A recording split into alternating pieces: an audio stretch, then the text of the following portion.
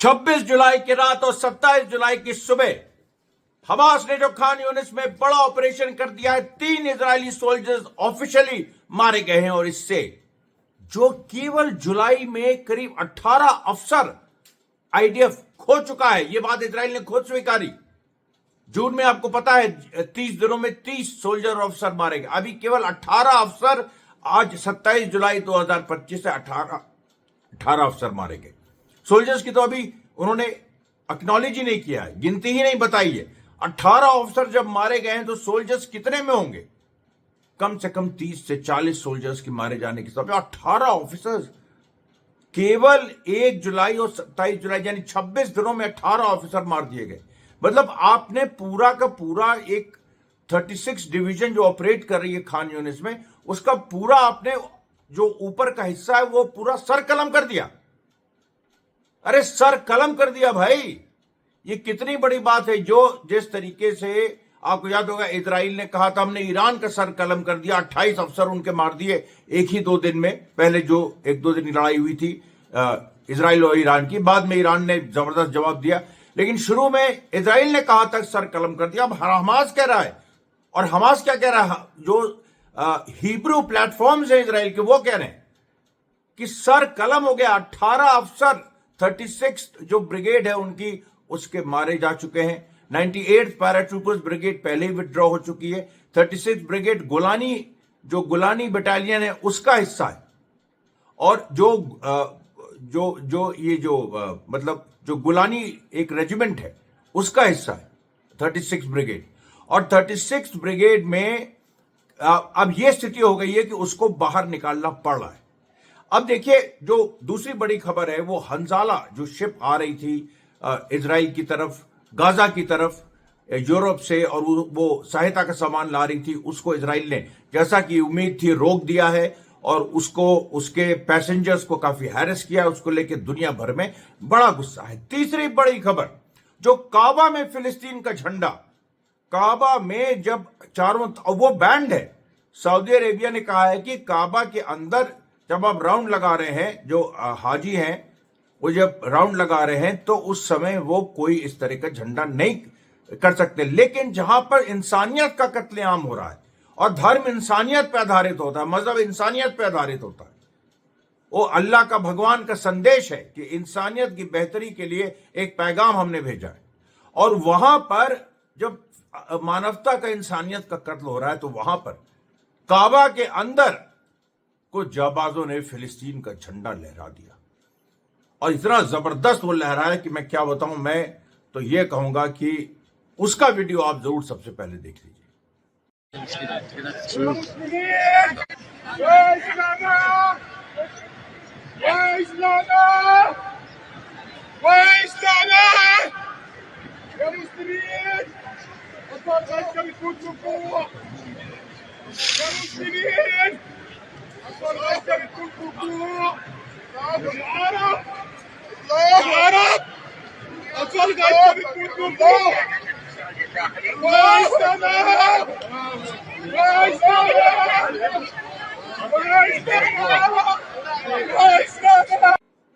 और फिर महिलाओं ने आज अंकारा में यानी टर्की में इजिप्शियन एम्बेसी को पूरा दौड़ के उन्होंने उसको क्लोज कर दिया।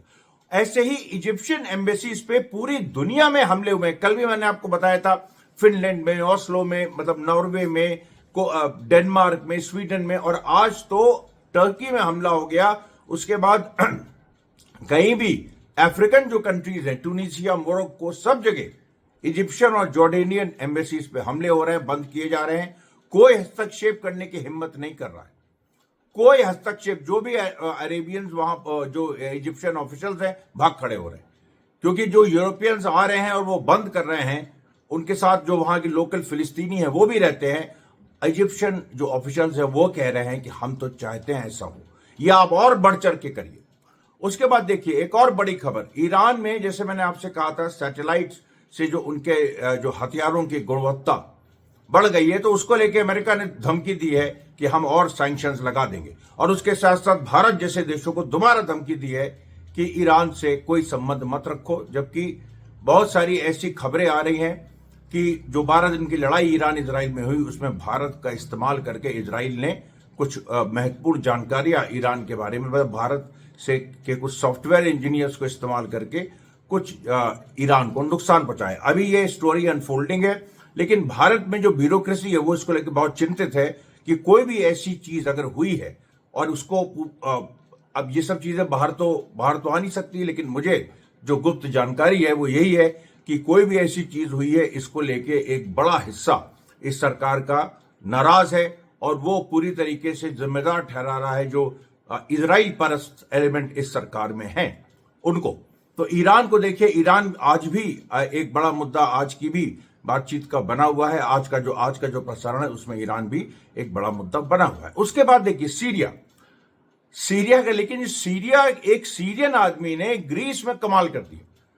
उसने एक इजरायली सेटलर जो वहां पर कुछ फिलिस्तीन को बुरा भला कह रहे थे उन पे हमला किया और एक इजरायली सेटलर का कान काट लिया।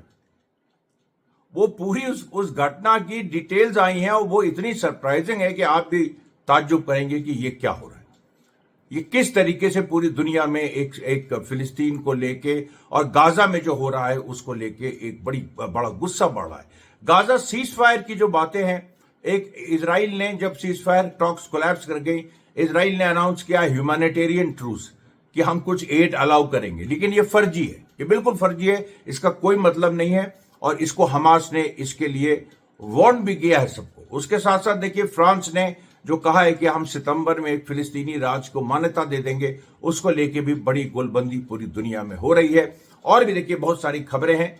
अमरीश मिश्रा स्पीक्स में आपका स्वागत है। हम आपसे फिर से अपील करते हैं, कल आपने समर्थन दिया वीडियो को, उसके लिए बहुत बहुत धन्यवाद। आज भी इसी तरीके से शुरू में लगातार जैसे ही आपके बीच वीडियो आए तो बड़ी संख्या में जो हमारे लॉयल 5 से 10 से 15 हजार फॉलोअर्स हैं वो तुरंत आके उसमें अपनी उपस्थिति दर्ज कराएं, देखें, लाइक करें, कमेंट करें और अंत तक वीडियो को देखें। वीडियो की लेंथ कम ना होने पाए देखे जाने वाली, इसका ध्यान रखें।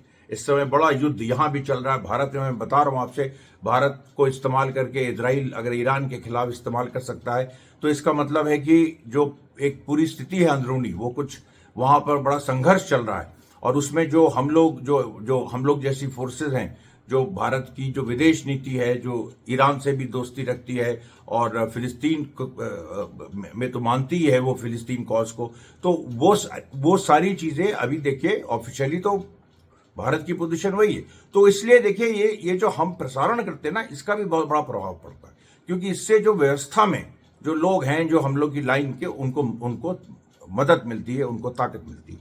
अब आप देखिए जो मैंने आपको बताया कि जो आज गाजा खान यूनिस में जो घटना हुई भाई, वो मतलब 26 की रात 27 की सुबह, उसमें देखिए कि 3 बार हमले किए। अच्छा, 3 बार हमलों में 2 बार तो जो नामेर पर्सनल कैरियर्स हैं, जो इजरायली सोल्जर्स को लेके चलते हैं और जिसमें एक में करीब 10 से 12 इजरायली सोल्जर्स होते हैं, तो 2 इस तरह के पर्सनल कैरियर्स में अचानक टनल से निकल के हमास के फाइटर्स ने अपने हाथ से एक्सप्लोजिव डिवाइस रखा।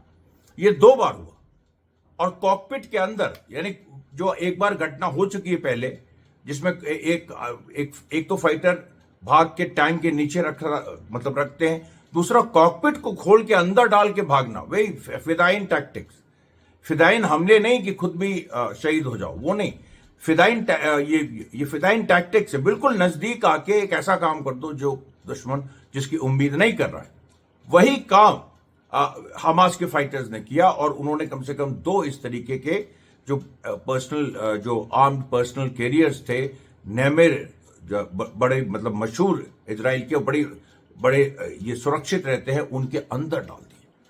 अब टैंक के कॉकपिट के अंदर डालना तो एक बात समझ में आती है, लेकिन आर्मर्ड पर्सनल कैरियर के भी कॉकपिट में, क्योंकि इन पर्सनल कैरियर में कॉकपिट होता है ऊपर, जो आगे ड्राइवर होता है वहां पर, तो वहां तक घुस के डाल देना चलते हुए पर्सनल कैरियर में, और वो बहुत धीमे धीमे चलते हैं। वो सही है, वो खान यूनिस में जो इजरायली पर्सनल कैरियर हैं वो धीमे धीमे स्काउटिंग करते हैं कि कहीं कोई हमास का वो सोल्जर तो नहीं, उतर के फिर उनके सोल्जर मुकाबला करते हैं, इस तरह की।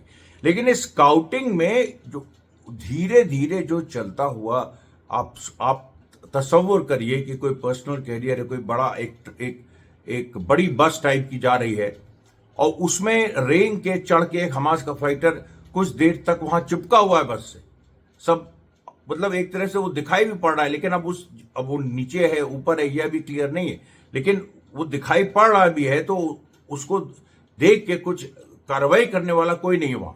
तो वो वहां पर चढ़ के और ऊपर से उतर के वो पर्सनल कैरियर के कॉकपिट को खोल के उसमें से वो डिवाइस डाल दे रहा है।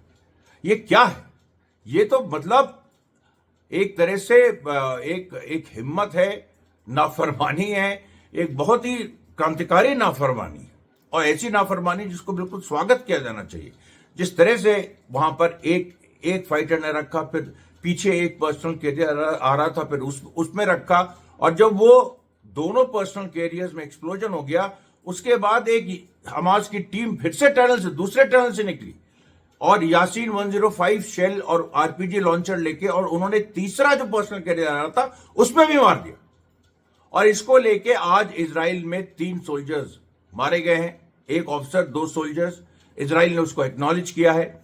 और उसमें देखिए जो सोल्जर्स मारे गए हैं उसमें एक अमीर साद का नाम है जो ड्रूज ऑफिसर है। अब ड्रूज को बारे में आपको मैं बता चुका हूं कि इजरायली फोर्सेस में शुरू से 1948 के बाद से ड्रूज बड़ी मात्रा में भर्ती किए गए हैं। उनको अधिकार तो उतने नहीं दिए गए जूस के बराबर, लेकिन उनको सेना में भर्ती किया गया और सेना में उनके साथ भेदभाव नहीं रखा गया और उनको स्पेशल ट्रीटमेंट दिया गया। और उसका फायदा आप देखिए, जाके नेतन्याहू ने सीरिया में उठाने की कोशिश थी, वो सफल नहीं हुआ। कोशिश है, अभी भी वहां एक बड़ा हिस्सा ड्रूज का इजराइल विरोधी है और वहां पर संघर्ष चल रहा है। और जुलानी ने पूरी कोशिश कर ली कि जो इजराइल परस ड्रूज है और अरब्स के बीच राइटिंग हो जाए, मारकाट हो जाए, हुई भी कुछ हद तक काफी बड़े हद तक हुई, लेकिन उससे कोई ऐसी दरार नहीं पड़ी कि जिससे एक परमानेंट वॉर जैसी सिचुएशन हो जाए। तो वो इजराइल की साजिश फेल हुई। लेकिन आज जो खान यूनिस में जो ऑपरेशन हुआ, और आपको बता दें 2 ऑपरेशन खान यूनिस में हुए, एक और हुआ अभी उसके बारे में बताएंगे आप। ये जो लेकिन पहला वाला ऑपरेशन है जिसमें अमीर साद नाम का ड्रूज ऑफिसर आईडीएफ का वो मारा गया, एक और सोल्जर है वो मारा गया, और उसके साथ साथ जो एक रिजर्व सोल्जर था वो भी मारा गया। उसके बाद देखिए अच्छा ये कहा हुआ, ये अबासिन अल कबीरा जहां पर पहले भी लड़ाई हो चुकी है और हवास का अपर हैंड रहा है, वहां पर यह हुआ है। और इसकी जो खास बात यह है कि खान यूनिस में देखिए लंबे समय से एक युद्ध चल रहा है। राफा में इजराइल ने कहा था हम जीत गए राफा, लेकिन हमास ने फिर मार कर दी वहां पर अभी पिछले दिनों, और उसको लेकर राफा इनके हाथ से निकल गया है। और अब ये अबू शबाब गैंग के थ्रू कुछ करना चाह रहे हैं, लेकिन अबू शबाब भी भाग गया है। उसने आज उसके बारे में बताएंगे, कुछ बड़ी बड़ी डींगे उसने हाकी है, दिख नहीं रहा, भागा हुआ है लेकिन डींगे हाक रहा है। और ये जो घटना हुई है खान यूनिस में, अब तो लगता है कि जब 98 पैराट्रूपर्स ब्रिगेड पीछे हो गई, 36 ब्रिगेड, अब तो कोई ऐसी कोई स्थिति नहीं बची कि वहां पर कोई आईडीएफ कोई स्टैंड ले पाए, और उसका रिपरकशन भी उसके हो रहे हैं। उसके बाद देखिए खान यूनिस में ही जो कोर्ट हाउस कॉम्प्लेक्स जहां कल मारा था, आज फिर वहां मारा, वहां भी 3 इजरायली सोल्जर घायल हुए। और उसके बाद जबलिया में जबलिया अल काशिफ, ये जबल अल काशिफ जो जबलिया के पूर्व में, वहां पर एक थाकेब एक्सप्लोजिव डिवाइस से D9 बुलडोजर उड़ा दिया। ये देखिए बड़ी बड़ी घटनाएं जो हुई। नहीं, अभी तो सबसे बड़ी बात है, सॉरी, जो इससे भी बड़ी हो गई वो अभी बाकी है। उसमें देखिए क्या हुआ है कि 5 इजरायली सोल्जर, नहीं 7 इजरायली सोल्जर्स एक और खान यूनिस की घटना में बुरी तरीके से घायल है। और इस घटना में जो सबसे बड़ी बात है, ये डेजर्ट रिकॉग्निशंस यूनिट था, यानी जो डेजर्ट मतलब रेगिस्तान, एक नाम है उनका, मतलब यूनिट का, ये अलग अलग यूनिट्स इजरायली बनाते हैं। जो उनकी रेगिस्तान की यूनिट थी वो अंदर घुसी और कुछ खान यूनिस के कुछ आइसोलेटेड इलाकों का टूर कर रही थी, क्योंकि उसको एक्सपीरियंस है। अब आइसोलेटेड इलाके में तुम टूर कर रहे हो, अच्छा उसकी तुमने तुमने ये भी चेक कर लिया कि वहां कोई एक्सप्लोजिव डिवाइस नहीं है, लेकिन वहां एक्सप्लोजिव डिवाइस थी, और वो एक्सप्लोजिव डिवाइस के ऊपर से चल गए, ये लोग चले गए और वो एक्सप्लोड कर गई। और वो वही बात है, वो रिमोट से डेटोनेशन नहीं हुआ, वो टच से हुआ डेटोनेशन। यानी जैसे ही इजरायली सोल्जर्स का पैर पड़ा हुआ एक्सप्लोजन हो गया।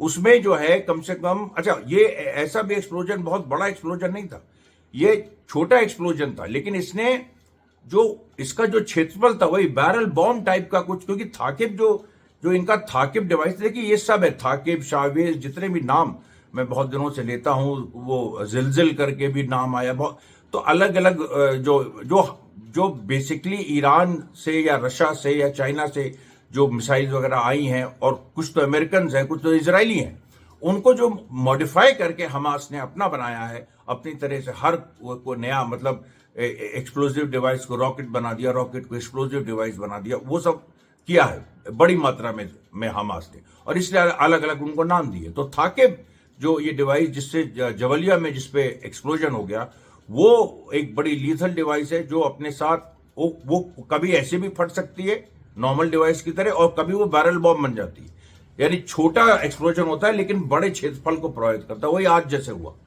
जबलिया में, जबल अल काशिफ इलाके में, डेजर्ट यूनिट के 7 सोल्जर्स घायल हो गए। अभी पूरी रिपोर्ट भी उसकी जो आ रही है धीरे धीरे, और उसको लेके एक नहीं ये सॉरी, जबलिया अल काशिफ में वो तो पहले वाली घटना हुई थी जो जिसमें थाकिब डिवाइस से वहां पर एक डेटोनेशन किया था D9 बुलडोजर पे। ये जो खान यूनिस में डेजर्ट ये मतलब डेजर्ट जो ये रिकॉग्निशन यूनिट है, ये इस पे जो हुआ है, इसको लेके करीब 7 सोल्जर्स घायल हुए हैं, और ये एक बड़ी खबर बनती जा रही है। उसके बाद देखिए आज जो असर पड़ रहा है इजरायली फोर्सेस पे हमास के इस ऑपरेशन का, जिसको मैं बता रहा था कई बार कि आईडीएफ का मोरल टूट रहा है, उसका रिजल्ट क्या हो रहा है, उसका रिजल्ट भी देखिए मैं बीच में बताता हूं, आज भी बता रहा हूं। नहाल ब्रिगेड के 3 इजरायली सोल्जर्स को जेल भेज दिया गया क्योंकि उन्होंने लड़ने से इनकार कर दिया। ये बिल्कुल साफ तौर पर हो रहा है, उनको जेल भेज दिया, लड़ने से उन्होंने इनकार कर दिया। अब इस चीज को आप किस रूप में देखेंगे? ये चीज नेतन्याहू, देखिए इजराइल के अंदर क्या हो रहा है आप समझिए, जो नॉर्मल चेन ऑफ कमांड है वो टूट गया है। अब जैसे प्राइम मिनिस्टर बेंजामिन नेतन्याहू है, स्मोट्रिच फाइनेंस मिनिस्टर है, डिफेंस मिनिस्टर इजराइल काट्स है, लेकिन डिफेंस मिनिस्टर की भूमिका स्मोट्रिच निभा रहा है। और ये कोई नॉर्मल सिचुएशन में होता तो चलो फिर भी छुप जाता, लेकिन वॉर लाइक सिचुएशन में हो रहा है, ये छुप नहीं पा रहा। इसको हिब्रू प्लेटफॉर्म पब्लिश कर दे रहे हैं, और इसको लेके अंदरूनी जब युद्ध चल रहा है और जब आपका टॉप का कमांड कोलैप्स करने लगता है, जैसे हिटलर के साथ हुआ जर्मनी में, तो उससे क्या होता है कि पूरी सेना का मोरल गिरता है। वही हो रहा है, पूरी सेना अंत में जो सेकेंड वर्ल्ड वॉर में हिटलर की हार हुई वो इसी पे हुई कि जर्मन सेना लड़ी ही। जब बर्लिन की लड़ाई की बात आई अंतिम, जब उधर से सोवियत यूनियन और इधर से अमेरिका और इंग्लैंड और फ्रांस जब वेस्ट से और वो उधर ईस्ट से चाप दिया बर्लिन को बीच से, तो जर्मन तो उनका टॉप कमांड कोलैप्स कर गया, जिसकी वजह से सोल्जर्स लड़े ही नहीं, जबकि पूरा एक हिस्सा था सोल्जर्स का जो लड़ना चाहता था लेकिन वो नहीं लड़ पाया। अब यही चीज देखिए इजराइल में आईडीएफ के साथ हो रही है, टॉप कमांड जो है वो पूरी तरह से ब्रेक हो गया है। अब देखिए जो ग्रीस में घटना हुई है एथेंस में, अब इसमें देखिए बड़ी ही अजीब घटना है, जिसमें एक इजरायली ग्रुप वेकेशनर्स यानी छुट्टी मना रहे थे, उसमें कुछ सेटलर्स थे, कुछ एक दो सोल्जर्स भी थे, ग्रुप था एक 5-6 लोगों का। ये लोग छुट्टी मना रहे थे और ये लोग कुछ गुला भरा फिलिस्तीनियों को कह रहे थे अपनी तरह से। अचानक एक आदमी आया जो कि सीरियन इमिग्रेंट है ग्रीस में, और उसने पहले उनसे झगड़ा किया, फिर उसके बाद मारपीट हुई, ये हुआ, फिर बीच में ग्रीस पुलिस आ गई, बीच पुलिस, और उसने अलग किया। उसके बाद वो आदमी फिर आया 2-3 लोगों के साथ, और उसने जो सबसे एग्रेसिव इजरायली था उसका कान काट लिया, ऐसे मुंह से अपना उसका पूरा जो है पट्टी बंदी कान कटा हुआ। ये घटना जो है ये ऐसी घटना है जिसमें देखिए ये हर जगह हो रही है, ये कोई एक लौता इंस्टेंस नहीं, हर जगह हो रही है। उसके बाद देखिए वेस्ट बैंक में जो सायर एक टाउन है हिब्रॉन के नॉर्थ ईस्ट में, वहां पर कन्फ्रंटेशन हुआ। देर शराफ जो कि नाब्लिस में है, वहां आईडीएफ ने घुसने की कोशिश की लेकिन नहीं घुस पाई। बार बार मैं आपको ये कह रहा हूं, घुसने की कोशिश और नहीं घुस पा रहा, ये बार बार वेस्ट बैंक में हो रहा है और लंबे समय से हो रहा है। उसके बाद देखिए वेस्ट बैंक में जो वाटर वेल्स हैं, जैसे उनके जो हम लोग कहें इनसे कुआं होते हैं, वहां नहीं, वहां पर वाटर वेल्स हैं, यानी जमीन से फाउंटेन, मतलब फाउंटेन की तरह पानी निकलता है। तो उनको, क्योंकि वेस्ट बैंक थोड़ा हरा भरा इलाका है, ग्रीनरी है, तो उनका डिस्ट्रक्शन जो इजरायली बुलडोजर आज कर रहे थे, और यहां पर उनको पथराव का सामना करना पड़ा, मोलोटोव कॉकटेल का सामना करना पड़ा, उस तरह से ये डिस्ट्रॉय नहीं कर पाए। उसके बाद तुलकरेम के नॉर्थ अतील में एक बड़ा कन्फ्रंटेशन हुआ, वहां भी इजरायली फोर्सेस गोली वोली चलाई, उन्होंने, कोई मारा नहीं गया फिलिस्तीनी रेजिस्टेंस की तरफ से, युवाओं की तरफ से, लेकिन जबरदस्त झड़प हुई। उसके बाद तुलकरेम में फिर एक बड़ा जुलूस निकला और उसने गाजा में जो हो रहा है उसकी भर्त्सना की, जबकि ये चीज पैलेस्टीन अथॉरिटी ने कह दिया था कि इस तरह का कोई, मतलब महमूद अब्बास की जो, उसने कह दिया था कोई ऐसा जुलूस निकलेगा तो हम उसके साथ नहीं रहेंगे, लेकिन वो जुलूस निकला, पैलेस्टीन अथॉरिटी कुछ नहीं कर पाई। रमल्ला जो कि खुद कैपिटल है पैलेस्टीन अथॉरिटी का, वहां पर फिर से जुलूस निकला और उसको लेके एक वहां पर भी कन्फ्रंटेशन हुआ, लेकिन उसमें भी पैलेस्टीन अथॉरिटी कुछ नहीं कर पाई। पैलेस्टीन अथॉरिटी की बढ़ती नपुंसकता ये पूरा ये सामने आ रही है। कलंदिया जो जेरूसलम में है, वहां पर ऐसा हुआ। और देखिए अंतर्राष्ट्रीय स्तर पे जो बड़ी बड़ी घटनाएं हुई हैं कि पहली बार किसी देश ने, नीदरलैंड्स ने, इजराइल को एक ऐसा देश कह दिया है जैसे दुश्मन देशों को कहते हैं, कि मतलब इजराइल से नीदरलैंड्स की नेशनल सिक्योरिटी को खतरा है। अच्छा, ये क्यों है? क्योंकि मोसाद घुसा रहता है हर जगह। जब चाइना में ये सब कर रहे थे, चाइनीज ने पकड़ा, हर जगह मोसाद घुस जाता है और वो एक इजराइल के पक्ष में नैरेटिव बनाने लगता है।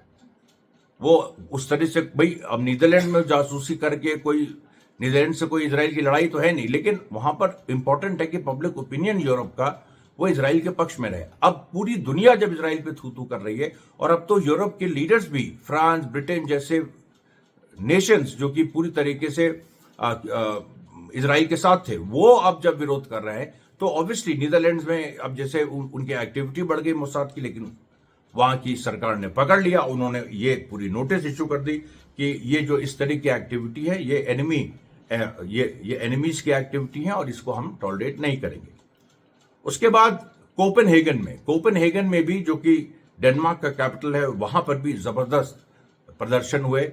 और देखिए लीबिया में जो एक चीज हुई है बड़ी, लीबिया में ये त्रिपोली, जो लीबिया में आप तो जानते हैं लीबिया का डिवीजन हो चुका है, 2 सरकारें हैं वहां, 2 हिस्से हैं, लेकिन जो त्रिपोली है, जो पुराना कैपिटल सीरिया का था, जो यूनिफाइड सीरिया का, वहां पर एक नौजवान ने चढ़ के वहां की एक ऊंची बिल्डिंग पे फिलिस्तीनी झंडा लहरा दिया। लीबिया में ये अपने तरह की पहली घटना है, और लीबिया में जब इस तरह की चीज हो रही है, वो बड़ा अनस्टेबल कंट्री है, वहां से जिहाद के कॉल्स भी कुछ इस तरह से आए हैं। सीरिया मैंने बताया था कल जिहाद का कॉल आया, उसके बाद से इस तरह परेशान है, और वहां भी सब चल रहा है। तो कभी भी जनता इन सब एरियाज की गाजा की तरफ मार्च कर सकती है, ऐसी पूरी स्थिति बनी हुई है। फिर देखिए अंकारा में जो टर्की, ये अंकारा टर्की में महिलाओं ने घुस के इजिप्शियन एम्बेसी को बंद कर दिया। ये एक वही बात हो रही है कि जो जिस तरीके से, जो मतलब आप सोचिए, अब टर्की में ये सब मुस्लिम महिलाएं और उन्होंने ये सब किया, तो ये भी देखिए बड़ी चीज है। वो सब मुस्लिम महिलाएं और ज्यादा एग्रेसिव हो रही है फिलिस्तीन के लिए। काबा वाली घटना वीडियो में दिखा चुका हूं। उसके बाद टूनिसिया में भी देखिए इस तरह की चीज हुई, और मतलब टूनिसिया में भी बड़ा प्रदर्शन हुआ। उसके बाद फ्रांस की एक सिटी लिले है, वहां पर भी बड़ा प्रदर्शन हुआ। मोरक्को में हुआ, लगातार बर्लिन में इतनी भयंकर झड़प हुई। एक युवा जर्मन कार्यकर्ता, प्रो फिलिस्तीनी जर्मन, पूरा दिख रहा है वो, इसका फिलिस्तीन से संबंध उस तरह से नहीं है, वो विरोध कर रही थी, उसको बुरी तरीके से, बहुत बुरी तरह से ट्रीट किया। उसके बाद जर्मन पुलिस ने, उसके बाद वहां के यूथ जो हैं वो जर्मन पुलिस से लड़। फिर लंदन उसको लेके बहुत एम्बैरेसमेंट हुआ है पूरी उसको इजिप्शियन सरकार को। फिर मोरक्को में जहां लगातार प्रदर्शन हो रहे हैं, लेकिन पहली बार वहां पर इजिप्शियन एम्बेसी पे हमला हो गया है लगातार। और ये लोग कह रहे हैं, इजराइल ने इस पे कहा, सोचिए अब हमला इजिप्ट पे हो रहा है, इजराइल डिफेंड कर रहा है, इजराइल कह रहा है कि ये इजरायली एम्बेसीज पे हमले की तैयारी है। पहले ये इजिप्ट पे कर रहे हैं माहौल बनाने के लिए, और उसी बीच में ये इजरायली एम्बेसीज पे कर देंगे। तो सुरक्षा बढ़ाई जाए। अब सुरक्षा कौन बढ़ाएगा? सुरक्षा तो वहां की सरकार बढ़ाएगी।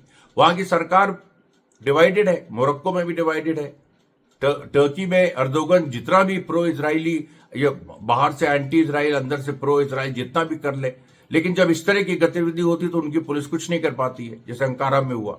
तो हर जगह देखिए ये संकट जनता पैदा कर रही है, जनता का एक बड़ा उभार सामने आ रहा है।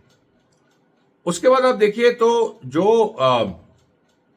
ऑस्ट्रेलियन प्राइम मिनिस्टर, ऑस्ट्रेलिया सोचिए, ऑस्ट्रेलिया जो कि एकदम मतलब यूएस इजराइल के साथ अंधभक्तों की तरह है, उसका प्राइम मिनिस्टर, उसने अपने एबीसी चैनल को कह दिया कि 1 साल का जो बच्चा मारा जा रहा है भूख से गाजा में, वो हमास का नहीं हो सकता और ये इजराइल को बंद करना होगा। अब बताइए, अब ये जो पूरी एक सिचुएशन है, इसको लेके बहुत बड़ी बात हुई है, बहुत एक स्थिति गंभीर हुई है। काबा में जो झंडा लहराया गया, बड़े दुख के साथ कहना पड़ रहा है कि वहां की सऊदी अरेबिया की सिक्योरिटी फोर्सेज ने, जिसने लहराया झंडा, उसको गिरफ्तार कर लिया है। अब आप इसको जिस तरह से भी लीजिए, मैं देखिए ज्यादा इसमें नहीं जाऊंगा, लेकिन मैं इसका समर्थन करता हूं। मुझे उम्मीद है कि आप लोग भी इसका समर्थन करेंगे, क्योंकि हम लोगों ने भी जब आंदोलन, मंगल पांडे आंदोलन चला था 2018 में कि मंगल पांडे की प्रतिमा लगाई जाए उत्तर प्रदेश विधानसभा के सामने, तो हम लोगों ने बड़े बड़े मंदिरों में घुस के और मंगल पांडे का झंडा गाड़ा था। उस समय कोई कुछ पुलिस आई थी, कोई कुछ नहीं कर पाया। तो बनारस में भी हम लोगों ने किया था, अयोध्या में भी किया 2018 में। उस समय राम मंदिर वगैरह कोर्ट का फैसला भी नहीं आया था, और हम लोगों ने हनुमानगढ़ी में भी किया था। ये सारी चीजें देखिए, इसमें कुछ नहीं, ये तो भाई भगवान का जो वास होता है वो तो इंसाफ का वास होता है। अगर गलत लोग ऐसा करें गलत मकसद के लिए तो गलत है, बिल्कुल उनके साथ सख्ती से पेश आना चाहिए। लेकिन अगर एक सही लोग सही मकसद से कर रहे हैं और सही मुद्दा उठा रहे हैं, तो उसको आप अगर उस पर आप दमन करेंगे तो आप ही खराब होंगे। और पूरी सबके सामने जिसने फिलिस्तीन का झंडा उठाया उसको गिरफ्तार किया, ये किया, बाद में खबर आ रही, छोड़ भी दिया गया। लेकिन ये एक गलत मैसेज गया है। उसके बाद देखिए जो मैं आपको बता रहा था कि जिस तरह से ये अबू शबाब का गैंग इन्होंने राफा में खड़ा किया इजराइल ने, वैसे ही ये नॉर्थ गाजा में भी इस तरह से ये कुछ ऐसे गुंडों को खड़ा कर रहे हैं। लेकिन उसको हमास ने पकड़ लिया और उसने तुरंत उनके जो पेरेंट्स हैं उनको नोटिफाई किया। उनके पेरेंट्स ने अपने जो लड़के हैं उनको बुलाया सबको।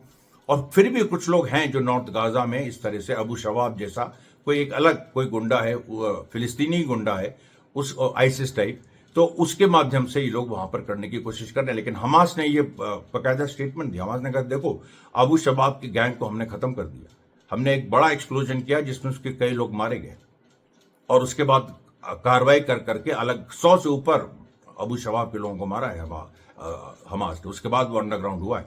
और आज वॉल स्ट्रीट जर्नल को, भाई साहब, ये अबू शबाब, इनको अरबी लिखना पढ़ना नहीं आता इनको, लेकिन अंग्रेजी में इनके नाम से आर्टिकल वॉल स्ट्रीट जर्नल में आया है। अब बताओ, और जिसमें ये कह रहे हैं कि हमास तो खत्म है और अब तो हम लोग ह्यूमैनिटेरियन जोन्स क्रिएट कर रहे हैं, यानी इजराइल की भाषा, ह्यूमैनिटेरियन जोन्स क्रिएट कर रहे हैं, वहां पर फिलिस्तीनी हमारे कमांड में रहेंगे। अबे तुम्हारे कमांड में, तुम तो बिल्कुल चिरकुट टाइप के आदमी हो, 2 कौड़ी के अबू शबाब, तुमको कौन मानता है?